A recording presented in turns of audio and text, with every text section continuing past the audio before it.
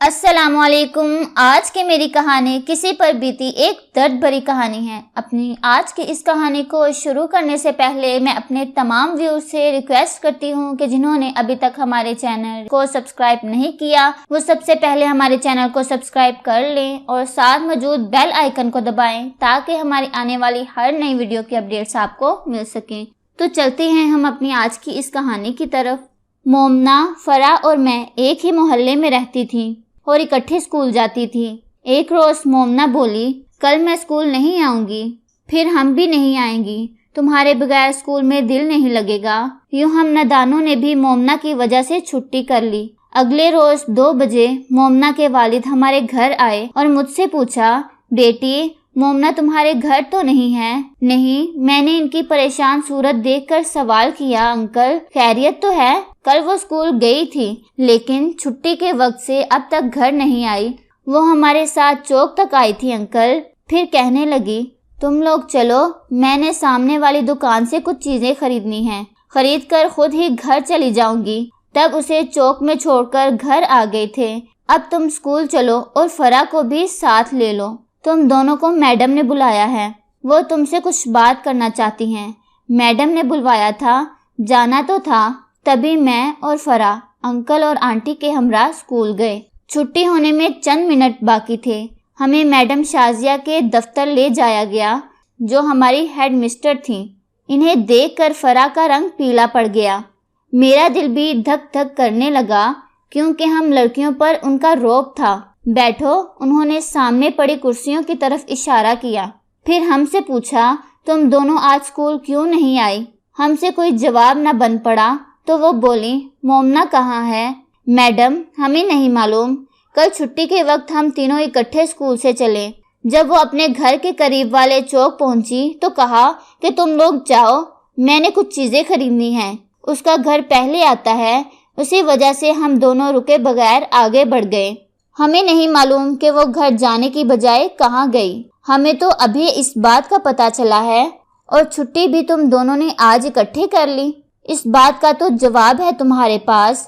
Madam ہماری چھٹی سے اس کا کوئی تعلق نہیں۔ دیکھو لڑکیوں، سچ بتا دو، تم تینوں سہیلیاں ہو اور سہیلیوں کو ایک دوسرے کے راز کا پتہ ہوتا ہے۔ تم ہمیشہ ساتھ آتی جاتی ہو، یہ کیسے ممکن ہے کہ تمہیں پتہ نہ ہو کہ مومنہ کہاں گئی ہے؟ میں نہیں چاہتی کہ بات پولیس تک جائے، ہمارے اسکول کی بدنامی ہوگی، اسی لیے تمہیں بلوایا ہے کیونکہ یہ بزرگ کل سے پریشان ہے۔ ظاہر ہے کہ جس کی بیٹی اسکول جائے اور گھر واپس نہ آئے تو وہ اسکول والوں سے ہی پتہ کرنے آئے گا کہ لڑکی اسکول آئی تھی یا نہیں۔ مجھے تمہاری کلاس کی لڑکیوں نے یہی بتایا ہے کہ تم تینوں اکٹھی آتی جاتی ہو۔ میڈم کی اس لمبی تمہید نے واضح کر دیا کہ انہیں شک ہی نہیں بلکہ پورا یقین تھا کہ مومنہ کے بارے میں ہمیں ضرور کچھ خاص باتیں معلوم ہوگی، اور یہ بھی کہ وہ کہاں غائب ہو گئی ہے۔ تم لوگ اس کی دوست ہو اور دوست ہمراز بھی ہوتے ہیں، تمہیں نہیں پتا تو پھر کس کو پتا ہوگا؟ ان کے تیور کڑے دیکھ کر ہم نے رونا اور قسمیں کھانا شروع کر دیں، جس پر مومنہ کے والد نے میڈم سے کہا، آپ مزید پوچھ گچھ نہ کریں، ہم خود ان بچیوں سے معلوم کر لیں گے۔ ہم ڈرتی کانپتی روتی لڑکیوں کو وہ لے کر گھر آئے۔ آنٹی نے بھی طرح طرح کے سوال کیے، کچھ خبر ہوتی تو بتاتے، ہمیں اس نے کچھ نہیں بتایا تھا، یہ اس کا تنہا فیصلہ تھا۔ جب کوئی سراغ نہ ملا، انکل نے پولیس میں رپورٹ کی کہ ان کی بیٹی اسکول گئی اور واپس نہیں آئی۔ ہم ایک دن بعد اسکول گئیں، تعلیم تو جاری رکھنی تھی۔ تبھی میڈم نے پھر آفس بلوا لیا اور پیار سے پوچھا کہ کچھ تو بتاؤ، تم لوگ ہر وقت ساتھ رہتی تھی، کبھی مومنہ نے تمہیں اپنی کوئی پریشانی یا گھر کے حالات بتائے ہوں گے؟ ان کے لہجے میں نرمی سے ہمیں حوصلہ ملا۔ میں نے کہا، میڈم وہ پریشان رہتی تھی کیونکہ اس کے والد دوسری شادی کرنا چاہتے تھے اور اس بات پر اس کے والدین کی آپس میں لڑائی بھی ہوتی رہتی تھی۔ اس لڑائی جھگڑے سے وہ پریشان تھی۔ وہ کہتی تھی کہ گھر کے ماحول سے تنگ آ گئی ہوں۔ گھر کے ماحول سے اگر کوئی لڑکی تنگ بھی آ جائے تو بھاگتے وقت یہ ضرور سوچتی ہے کہ بھاگ کر کہاں جائے گی۔ کوئی لڑکی سڑک پر تو جا کر بیٹھ نہیں جاتی، کسی نے آسرا تو دیا ہوگا۔ جی میڈم، کیا خبر کس آسرے پر گئی ہے؟ اچھا یہ بتاؤ کہ اس کے والد دوسری شادی کیوں کرنا چاہتے تھے؟ کیونکہ ان کی 4 بیٹیاں ہیں اور بیٹا نہیں ہے۔ مومنہ کی پھوپھیاں اور دادی اس کے ابو کے پیچھے پڑی ہوئی تھیں کہ وہ بیٹے کی خاطر دوسری شادی کر لیں، لیکن انکل اس کی وجہ سے دوسری شادی نہیں کر سکے کہ 4 لڑکیوں کے باپ کو کوئی اپنی بیٹی کا رشتہ نہیں دیتا تھا۔ وہ بیوی سے کہتے تھے کہ تم میرے لیے کوئی ایسی لڑکی ڈھونڈو جو بے سہارا ہو۔ اس پر لڑائی ہوتی تھی، اور کچھ باتیں اور بھی معلوم ہوں تو وہ بھی بتا دو۔ ایک دن وہ اسکول آئی، بہت اداس تھی، کہنے لگی کہ امی کی طبیعت ٹھیک نہیں ہے کیونکہ کل پھر جھگڑا ہوا ہے۔ ابو کو کسی نے رشتہ ڈھونڈ دیا ہے، وہ شخص عمر میں ابو کے برابر کا ہے جو اپنی بیٹی اس شرط پر دینے کو تیار ہے کہ بدلے میں اپنے لیے رشتہ لے سکے کیونکہ اس کی بیوی مر چکی ہے۔ وہ دوبارہ گھر بسانا چاہ رہا تھا۔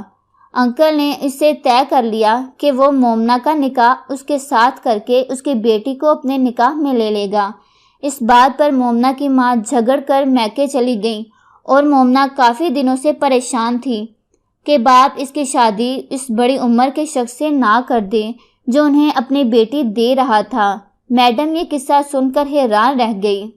حالات جو بھی تھے، اب سوال یہ تھا کہ لڑکی کہاں اور کس کے ساتھ گئی تھی، اپنی مرضی سے یا کسی نے گواہ کیا تھا؟ معاملہ سنگین تھا۔ والدین کے علاوہ ہم دونوں کے والدین بھی پریشان تھے، اور مومنہ کے والد کی پریشانی تو دیکھی نہ جاتی تھی، جیسے ہمیں کسی نے جیتے جی وسوسوں کی آگ میں دھکیل دیا ہو۔ 15 دن اسی پوچھ گچھ کی مصیبت میں گزرے۔ ایک تو مومنہ کے جانے کا دکھ، اوپر سے ہر کوئی ہم سے سوال کرتا تھا۔ میں دعا کرتی اللہ کرے وہ جہاں ہو اللہ کی امان میں ہو، مشکل حالات میں نہ گر گئی ہو۔ ایک دن لیڈی پولیس بھی پوچھ گچھ کرنے ہمارے گھر آئی۔ کسی طرح والد صاحب نے اسے واپس روانہ کیا۔ میٹرک کے پیپرز بڑی پریشانی میں دیے اور پھر ہم گھر میں بیٹھ رہے۔ اب والد نے باہر جانے پر پابندی لگا دی۔ تھوڑے دنوں بعد انکل فرد کے گھر کی ماسی ہمارے گھر آئی۔ امی نے سوال کیا کہ مومنہ کا کچھ پتہ چلا؟ وہ بولی کہ گھر واپس آ گئی ہے۔ میں نے اللہ کا شکر ادا کیا، لیکن اب میں اس سے ملنے سے قاصر تھی کیونکہ امی ابو نے اس کے گھر جانے سے منع کر دیا تھا۔ دل چاہتا تھا کہ کاش کہیں مل جائے تو احوال پوچھوں کہ کہاں گئی تھی اور بتا کر کیوں نہ گئی۔ اسی آرزو میں چند ماہ گزر گئے۔ یہ اتوار کا دن تھا۔ امی نے اتوار بازار جانا تھا جو ہمارے گھر کے قریب ایک میدان میں لگتا تھا۔ امی نے کہا میں اکیلی سامان نہیں اٹھا سکتی، تم بھی ساتھ چلو۔ ہم وہاں گئے تو صبح کا وقت تھا، زیادہ رش نہیں تھا۔ امی سودا لے رہی تھی۔ میں قریبی اسٹال پر چوڑیاں دیکھنے لگی کیونکہ عید قریب تھی۔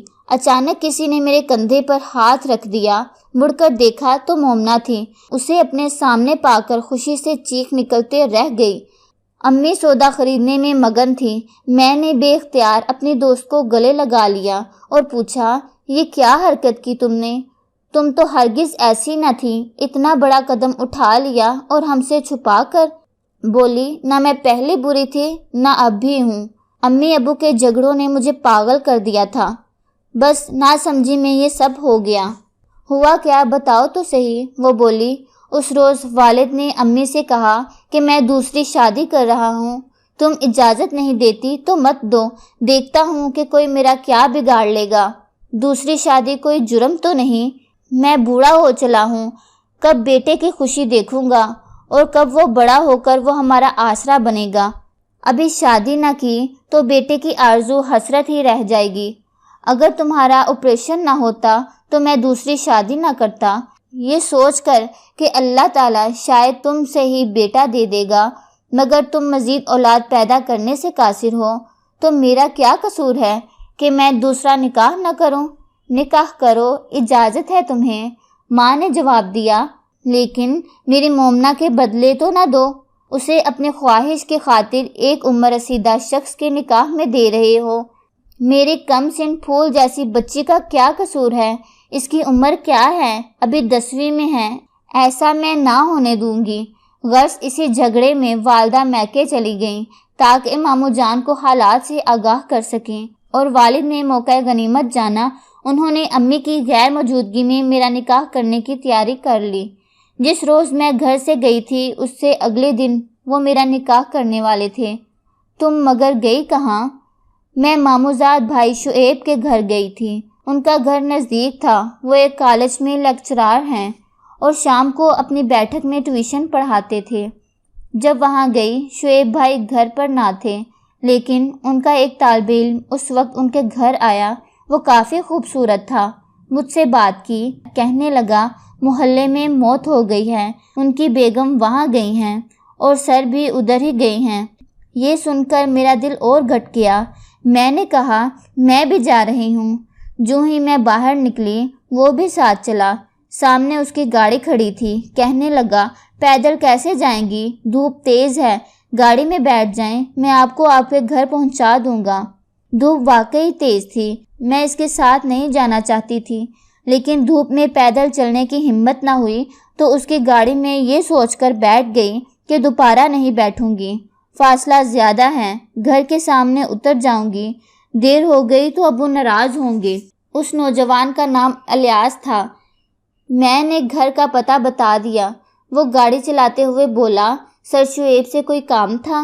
نہیں، میں ویسے ہی ملنے آئی تھی۔ ایسا کہتے ہوئے میرا لہجہ بھاری ہو گیا۔ اس نے چونک کر میری طرف دیکھا، تو رو رہی ہے؟ نہیں تو۔ آنسو سچ مچ میری آنکھوں سے ٹپک گئے۔ دراصل میں گھر جانا نہیں چاہتی، مجھے واپس شعیب بھائی کے گھر ڈراپ کر دے۔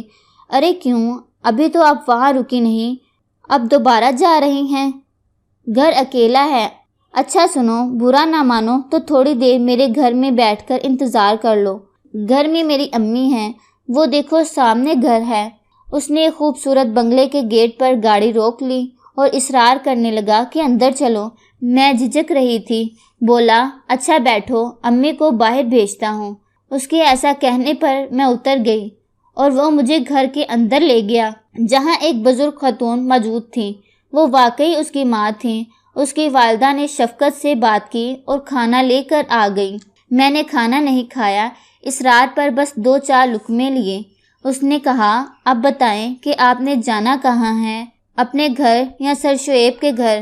میں آپ کو چھوڑ دوں، لیکن پہلے معلوم کرتا ہوں وہ لوگ گھر آ گئے ہیں یا نہیں۔ میں سوچ میں پڑ گئی۔ مجھے سوچتے پا کر وہ بولا کوئی مسئلہ ہے؟ تبھی میں نے اسے اپنا مسئلہ بتا دیا۔